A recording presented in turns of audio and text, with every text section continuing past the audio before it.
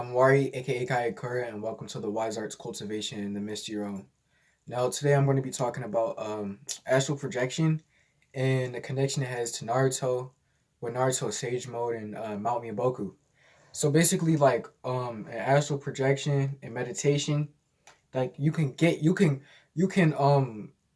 don't just astral project through meditation. Like you can astral project through daydreaming, meditation, sleep. I'm pretty sure there's other ways, but that's just the ways I found how to do it. And I'm gonna basically be helping you like with astral projection, because like when you astral project, you gotta kind of have an idea in your head of where you want to go to, or where you want to explore, or something like that, and then once you have that, then you can imagine yourself walking around in the place, or like exploring the place. Like in the beginning of my videos, I say the Misty Realm, but that's not an actual like place in my head. That's just like when I'm like being like wise, kind of like the tree wisteria, wisty, the wisty realm, I should call it. But that's some other shit. But like something that I do, like a place in my head that I go to when I meditate is like Halloween Island. I referenced that in one of my other videos. So Halloween Island, it's like a place like I like Halloween is my favorite holiday. I don't even really believe in the holidays that the government created under the mind frames and stuff, but Halloween is like my favorite, and I'm finna take that and make my own energy from it. But in the Halloween energy, like I kind of trapped that and sent that to like a mind frame, right?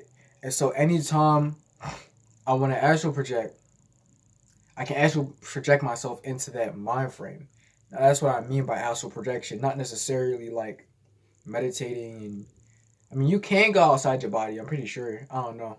I only did it like one time, or I thought I did. I don't even know. But like most of the times when I'm astral projecting, a lot of the times I astral project when I sleep, because it helps me sleep when I astral project.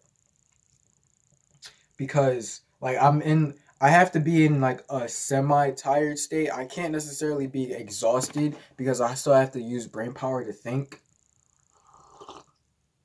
But it helps me think. I mean, it helps me sleep when I'm actually not exhausted, because I can keep that mind frame in my head, and then when I actually fall asleep, I'm there. Like a realm that I have in my head for like right now that I'm going to a lot is the Tranquil Slopes. So the Tranquil Slopes is like, it's like a winter place because it's winter right now. So it's like a winter place, and it's like there's like ski slopes and snowboarding slopes and stuff like that, and like it's like also like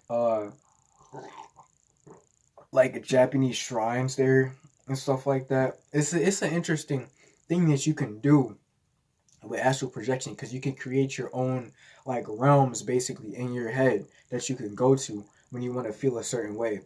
And that's really what astral projection is. That's what I use it for. Really, like I'm trying to like achieve a certain feeling or something, or a vibe. I go to a place in my head, but it does take like a level of mental fortitude, or mental like spiritual like responsibility and spiritual power to be able to put yourself there, because you have to use your third eye to one, see past illusions in front of you, because you can't get caught up in the world, right? Because the more you get caught up in what you see with these two eyes, the less you're going to be able to see with your actual third eye. Now, that concept is basically just because, like, when you're paying attention to too many things in the world, like, for example, this cup, right? Say if I poured all my soul into this cup, and when this cup broke, I broke spiritually. My soul broke, right? That would be that a lot of people do that, but with other things, like you put your soul into a person, and when that person folds on you, you fold on yourself. A lot of people do that, right? But say I did that, I'm so aware into the world on what I actually see into this cup, to the point where this cup is my entire reality, right?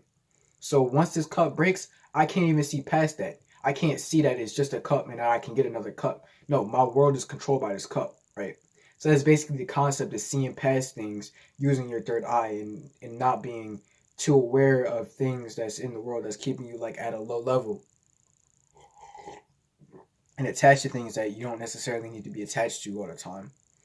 And everything's like a balance, right? I mean, sometimes you can be attached, sometimes you can't be attached. You know, you just gotta learn your own, your own balance of it. But with the third eye, right? And also the third eye can see past things, but then you can create your own illusions with the third eye. So that's what I did in creating the tranquil slopes. You know, that world I have in my head, that's my own illusion that I created. Now, a lot of times when people say illusion, like people kind of get like a negative connotation towards illusion. But I mean, illusion, people create, like, life is an illusion. You feel me? This body right here isn't a fucking illusion. Like, you know what I mean? Like, everything's an illusion. It's really just what you're aware of is your illusion. So what do you want to be aware of? Do you want to be aware of something that matters none to you, or something that matters a lot to you? You know what I mean? Like me, like, now everything's an illusion. So an illusion that matters a lot to me is wisdom, right? And gaining knowledge about the world and stuff like that, right? That's something that matters a lot to me. But say if I was lost into what I physically saw in my eyes, right? Say somebody that I felt like I had an obligation to, say someone like that was trying to put me in some sort of, throw their emotional weight around, and kind of make me feel like I'm obligated to have certain thoughts in my head or feel a certain way, right? Put certain feelings into my heart, right? Say something was like that, right? Or I should say, put certain feelings into my kingdom hearts. But say I had someone like that, right? And I was just paying attention to all those thoughts and feelings, and I wasn't using my third eye to see that it's all an illusion, right? And that's their illusion, not my illusion. Now I'm paying attention to more of what somebody else wants me to see, rather than what I want to see. And that's like a big thing that could block, like, your third eye, or I like to call it your other eye. I don't know, I just always liked your other eye rather than your third eye. But that's something that could like block your progression with your third eye, or I mean with your other eye, is when you pay too much attention to other people's illusions, other people's illusions in general, like things that they might push on you, things that you might feel that you might gravitate to, but you didn't make it your own. Like if you're attached to a certain philosophy, but you didn't extract the wisdom out that philosophy. Like, for example, I like Buddhism and a lot of Eastern philosophies, right? But when I read these philosophies and study up on them, I don't get too attached to the point where I think I'm a Buddhist. Not like, saying it's bad to be a Buddhist, but I'm just saying I don't think I don't become a Buddhist, or I'm not necessarily like super attached to it, because I extracted the wisdom from it and turned it into my own philosophy. Or not into my own philosophy, but I helped build my own philosophy from that wisdom, because I understood it first. You know what I mean? And that also goes to the first eye, or the other eye,